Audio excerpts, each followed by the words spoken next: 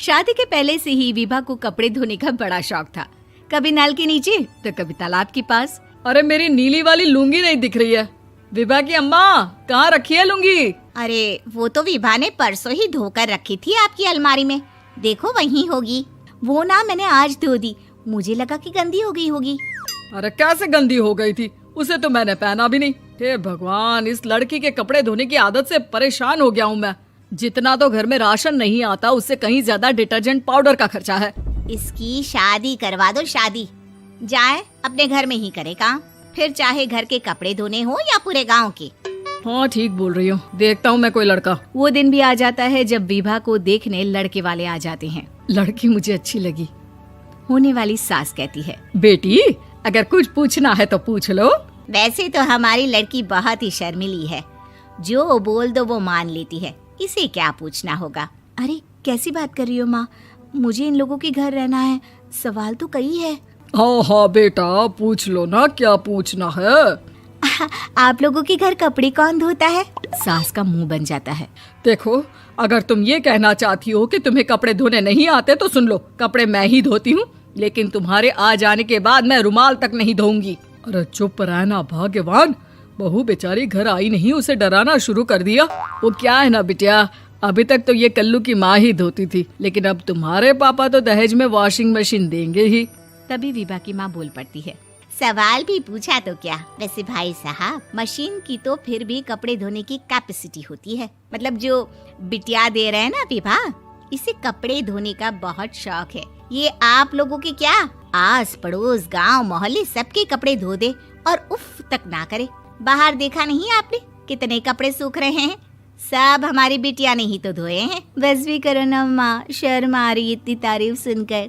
और तो और एक दाग निकाल कर दिखाओ तो मान जाओ। हाँ अच्छा, माफ करना बेटा, मैंने गलत समझा। हमें तो रिश्ता बहुत पसंद है। और ऐसे जुड़ जाता है रिश्ता कपड़े धोने का शौक रखने वाली विभा का। उसकी शादी हो जाती है कोयला फैक्ट्री में काम करने वाले कल्लू के साथ। शादी के बाद अचानक विभा चिल्लाती हुई सास के पास आती है। सासू माँ, अरे सासू माँ कहाँ है आप? ये तो धोखा है, धोखा दिया आप लोगों ने मुझे। इसे ससुर के चक्कर के बारे में पता चल गया। अरे तो उसमें तुझे क्यों धोखा मिला है? अरे नल में पानी नहीं आता, कपड़े कैसे कब धुलेंगे? अच्छा, तू पानी नहीं आ रहा उसकी बात कर रही है। तो आपने क्या सोचा? कुछ नहीं। अच्छा, तेरी माँ ने कहा था कि कपड़े धोने का शौक है तुझे, याद आया मुझे। शौक बोलकर कपड़े धोने वाले मेरे जुनून को कम ना आके सासू माँ, कपड़ा धोना मेरा गुरूर है। तभी पति भी वहाँ आ जाता है। अभी मैंने इसे सनी देओल की फिल्म दिखाई है, उसी के डायलॉग मार रही है माँ। अच्छा सुन, साफ साफ बता रही हूँ, पानी सुबह 4 से 6 और शाम को 10 से 12 आता है, समझी? विभा टाइमिंग सुनकर हैरान हो जाती है। ये क्या भूतों का मोहल्ला है? सुबह 4 बजे उठकर कौन कपड़े धोता है? 4 बजे टंकी में पानी जाता है, फिर सारा दिन धोना ना, किसने मना किया? अरे कैसी बात कर रही हैं? 200 लीटर की टंकी में कितने कपड़े धो लूंगी मैं, सुबह ही उठ जाऊंगी मैं। अब क्या था, विभा सुबह 4 से लेकर रात के 12 बजे तक कपड़े ही धोती रहती। एक रोज सास पड़ोस से निकलकर कहीं जा रही होती है कि साथ वाली कहती है, हाँ कल्लू की माँ, जरा ये बताओ कि 2 साड़ी है, 2 ब्लाउज और एक पेटीकोट और एक नाड़े वाला लंबा कच्छा। हाँ तो? अरे तो क्या, कितना लोगी धुलाई ये बताओ। धोबन दिख रहे हैं हम क्या? हमारे पति सरकारी नौकरी से अभी रिटायर हुए हैं और बेटा सुपरवाइजर है कोयला फैक्ट्री में। धोबन समझ रखा है हमें? हाय रे कल्लू की अम्मा, माफ कर दो, वो तो मोहल्ले में यही सब बता रहे थे कि तुमने बहू को कपड़ा धुलवाने के काम में लगा दिया है। सास को पड़ोसन की बात सुनकर गुस्सा आ जाता है। वो घर पहुंचती है जहां घर के बाहर ही इतने सारे कपड़े सूख रहे होते हैं जितने कि किसी धोबन के घर पर। अरे ओ कल्लू की दुल्हन, बाहर निकल। माँ जी यहीं आ जाओ, बाथरूम में चादर धो रहे हैं हम। अरे अभी हम धोते हैं, तुमको बाहर निकलो। ये आस पड़ोस वाले बोल रहे हैं कि हम बहू से कपड़े धुलवा कर उसे कपड़ा धोने वाली बना दिए हैं। अरे छोड़ो ना माँ जी, किन लोगों की बातों में आती हो? आस पास के लोगों का तो काम ही होता है कि वो किसी तरह सास बहू को लड़ा दे। बहू सारे घर के कपड़े धोती है, ये क्या कम है? बोलिए। सास को भी लग जाता है कि वो बहू का ये सनकीपन नहीं छुड़वा सकती, इससे अच्छा है कि खुद ही चुप हो जाए।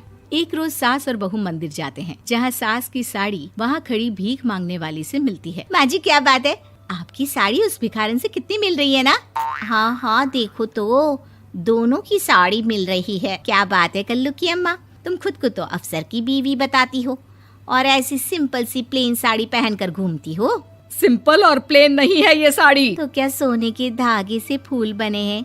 कुछ भी सासू माँ, कुछ भी। हाँ बने थे इस साड़ी में सोने के धागे से फूल। मेरे पति लेकर आए थे मद्रास से स्पेशली मेरे लिए 10,000 की। ताहे भाई साहब इस भिखारन के लिए भी सेम टू सेम साड़ी लेकर आए होंगे 10,000 की।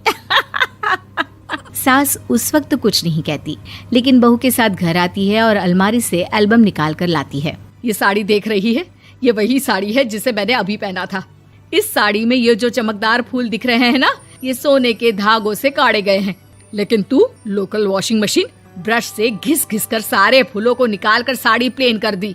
मुझे माफ कर दीजिए सासू माँ। और तो और, जब मैंने तुझे तेरी गलती के लिए कुछ नहीं कहा, लेकिन तूने तो सबके सामने मेरा मजाक ही बना दिया। क्यों? बहू को समझ में आ जाता है कि अब से उसका कपड़े धोना बंद।